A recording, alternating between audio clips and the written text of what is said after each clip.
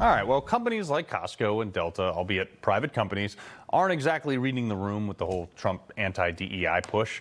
They claim it's good for business, provide absolutely no specific examples to how. But look, you're a private company, do whatever you want. But doing this while also raising wages for their employees like Costco is could lead to a market correction that could make memberships for Costco members super expensive. Keep in mind, Costco really doesn't make any money off the products they sell because they sell them so cheap. They profit from their memberships, the annual memberships that they sell. That's their revenue.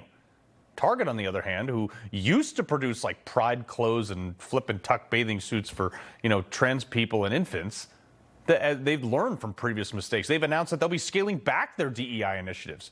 So naturally, people are calling for a boycott of Costco now. Brianna, Lyman, elections correspondent at the Federalist, and Tyler O'Neill, author of The Woketopus, the dark money cabal manipulating the federal government. That couldn't be more accurate. All right, Brianna, so Costco might bite the dust on this. Oh, we got no audio on Brianna. Oh, there we go. You got me? Yeah, I got you now. Costco, obviously, this highlights the problem with unions. Like, unions have a time and a place, but what we're seeing here, like you mentioned, is that unions demanded to have their wages artificially raised. It's not like Costco leadership decided that they deserved a raise, meaning they had the money on hand. So I do expect to see some price increases. You mentioned Target. I want to be careful here. I don't think we should give Target the accolades because they want to pretend like they're getting rid of DEI because they've come to their senses. I still don't shop there. Yeah. Look, I'm a girl, I do. But Target has not come to their senses. Their chief, her name is Kira Fernandez. She was the Chief Diversity and Inclusion Officer. Her new title, now that they've gotten rid of DEI, is Chief Community Impact and Equity Officer. So they're kind of rebranding all of these names, but they're not getting rid of the DEI. They're just kind of putting it underground for a little bit. It's really dumb. Tyler, you remember when I told you a couple days ago that Pete Buttigieg might run for Senate in Michigan? Well, since Trump won that state by kind of a lot, looks like he took his pronouns out of his Twitter or X bio. Isn't that interesting? Yeah, this reminds me of how much steam and clout the Human Rights Campaign has lost. I mean, my book talks about the Human Rights Campaign calling the shots in the Biden White House, but we've seen so many companies pulling out of the Human Rights Campaign, and we've seen trans really fall on the back foot.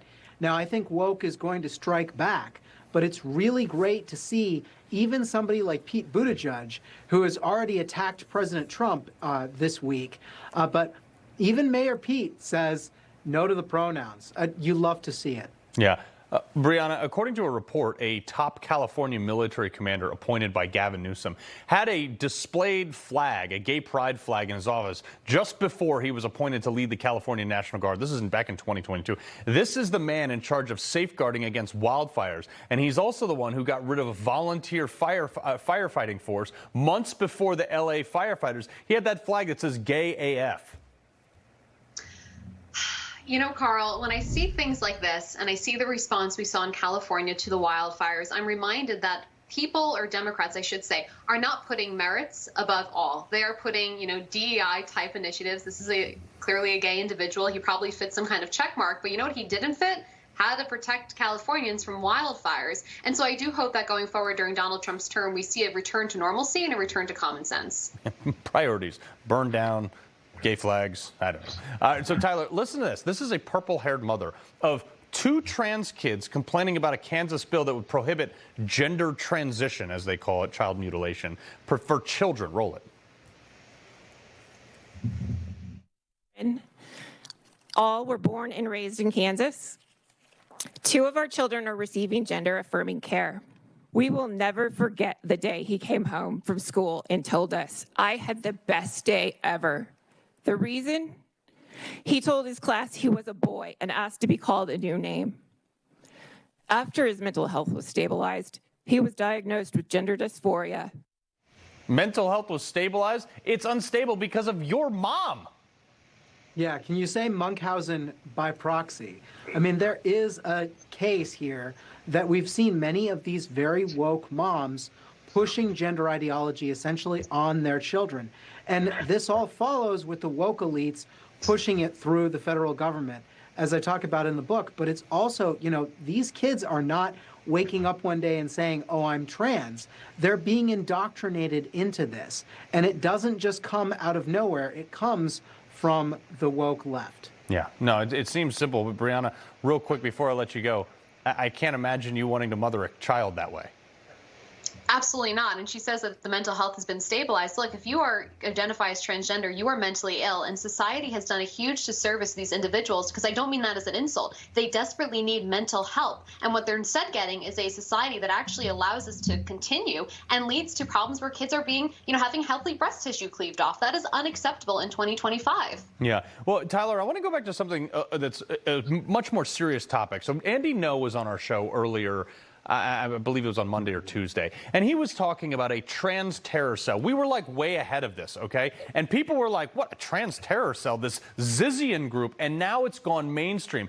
AP's picking it up, all these other people are picking up, and I'm like, well, we told you, there you go, right there, the AP. We told you this was happening.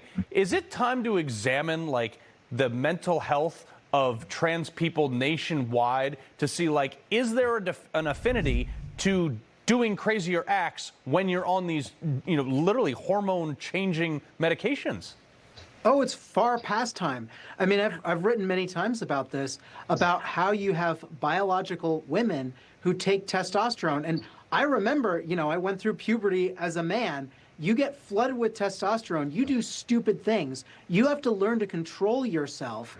And this is something that we are not preparing these biological women for taking testosterone. It makes you feel great. It makes you very aggressive. And yet we've seen time and time again, women almost never commit mass shootings unless they identify as trans. Yeah. And likely because they're taking these drugs and they don't have any, they haven't gone through the process that men go through to learn how to deal with it. We got to leave it right there. Brianna, Tyler, have a great weekend.